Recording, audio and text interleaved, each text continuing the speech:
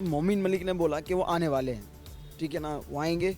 और सीमा हैदर ने बोला था कि मैं अपने 4 हथियार साथ लाई हूँ, वो अपने हथियारों को वापस लेके जाएंगे। मतलब हमारे यहाँ तो बच्चों को चांद कहते हैं, तारा कहते हैं, सूरज कहते हैं, इनका तो हथियार कहते हैं। देखो सबसे बड़ी बात, बच्चा तो एक ही होगा ना, तो खुशखबरी इतनी सारी कहाँ से आ गई। एक बात बताइए, भारत को छोड़ के नहीं जाएंगी क्या? भारत की उनको सिटीजनशिप मिल गई है? नहीं मिली ना, तो किस हक से कह रही है वो कि नहीं जाऊंगी? तो एक बात बताइए, आपके साथ ऐसा होता था? इसका मतलब पाकिस्तान के अंदर ऐसा होता है।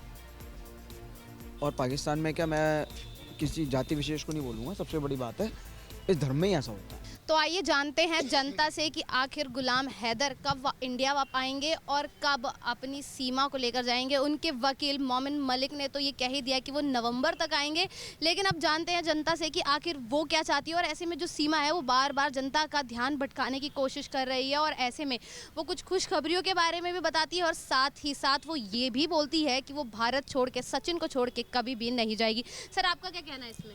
सबसे बड़ी बात है, थोड़ा सा आप अपने जो सीमा का जो बोला ना हमने, सीमा, उसको पूरा नाम लीजिए, सीमा हैदर, सीमा ठीक है ना। सीमा क्योंकि हमारे यहाँ हिंदू नाम है। और मोमिन मलिक ने बोला कि वो आने वाले हैं, ठीक है ना, वो आएंगे। और सीमा हैदर ने बोला था कि मैं अपने 4 हथियार साथ लाई हूँ, वो अपने हथियारों को वापस लेके जाएंगे। मतलब हमारे यहाँ तो बच्चों को चांद कहते हैं, तारा कहते हैं, सूरज कहते हैं, इनका तो हथियार कहते हैं। देखो सबसे बड़ी बात, ठीक है ना। और अभी सीमा हैदर ने बोला था कि मैं बहुत खुशखबरियाँ दूंगी। कौन सी के बच्चे होने वाले हैं? अभी कितने बच्चे हो रहे हैं भाई, पहले ये बता दे। कहाँ कहाँ के बच्चे हो रहे हैं? चाइना के हो रहे हैं, इंडिया के हो रहे हैं, पाकिस्तान के हो रहे हैं, नेपाल के हो रहे हैं, ठीक है ना।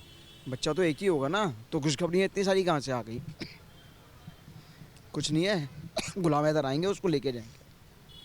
लेकिन उसने तो ये बोला है ना कि वो सचिन को छोड़ के, भारत को छोड़ के नहीं जाएगी, और मतलब उसका आने वाला बच्चा, वो बार बार एक वीडियो में अपनी प्रेगनेंसी भी दिखा रही है।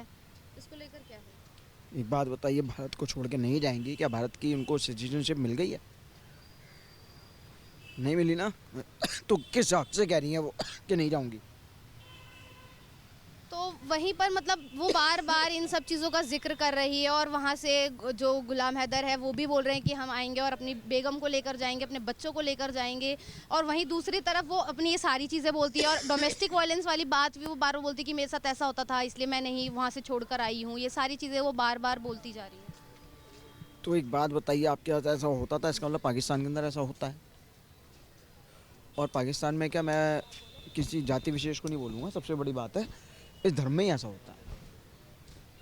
वायलेंस तो इनके यहाँ है ही, ठीक है ना। तलाक तलाक तलाक, 3 तलाक बोले और काम खत्म। फिर दूसरी का इंतजार करो, फिर तीसरी का करो, फिर चौथी का करो, फिर 72 का करो, ठीक है।